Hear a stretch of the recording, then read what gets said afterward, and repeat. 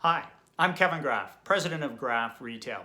We've all been in lockdown for quite a bit of time now, and we're all probably getting ready for a haircut, but we can all see the light at the end of the tunnel now where stores are going to be reopening. So let's share with you 5 things that you can do now, even before your store gets open, to begin the process of onboarding your staff. So when you do get open, everybody's coming at it from the best place possible. So the first point, if you haven't already, reach out, connect with your team. Now, I'm not looking you to reach out and talk to them about business and what your plans are. Do this from a human perspective. You want to be a leader now that's interested in them as another individual, not as their boss, but just as another human being. What have they been up to? What has their family been up to? What's quarantine looked like for them? What's it looked like for you? Open up and share with them. This is strictly the process of trying to establish more rapport, to be able to get people comfortable with coming back in and being part of the team. So take the time to reach out and connect with everybody on your team when the time is right. Secondly, you have to begin to acknowledge their fear, their uncertainty. Think about it. What fears might they have about coming back to work? Obviously, personal safety is one of them. Get it out on the table. You don't need to solve it, but you do need to hear it out. What are their uncertainties about their job security when they come back? What's that all going to look like? If we sweep these issues under the table, they become bigger issues later on.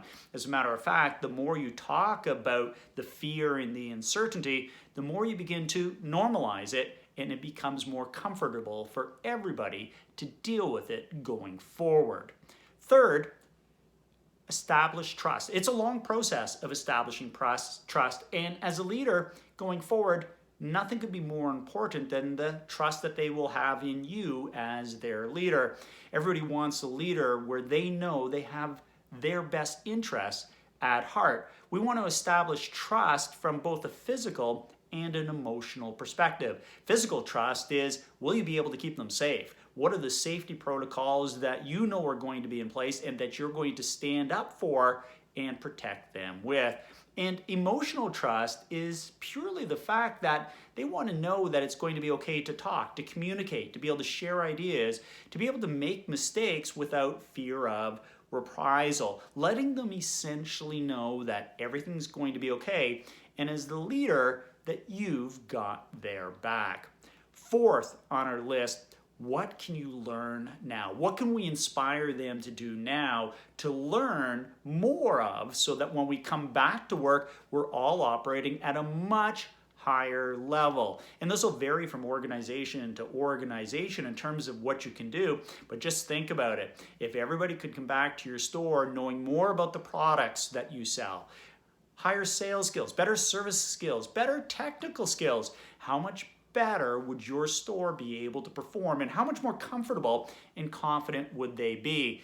Even if you can't do some of that job-specific training, maybe we can inspire them with different TED Talks or podcasts that you've run across that you can share with them that maybe they too would find inspirational and educational. And finally, fifth, begin to set the expectation of what's going to happen and what it's going to look like. What's the process going to be? Answer those questions about getting the store back opened again. What's it going to look like? What are going to be the physical distancing requirements that people are going to have in and around the store? What safety protocols will be in place for the staff?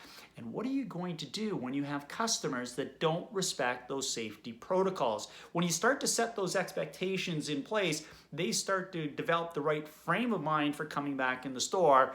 And not to give away what we're going to talk about in the next video, but also get the point across to them that one of the things we're going to be looking to do is to raise the bar, to be able to operate the store at a much higher level than we've ever operated at before.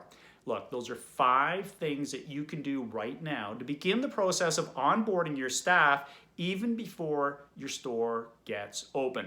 It won't be long before we're all back at work. Now's the time for you to get at it.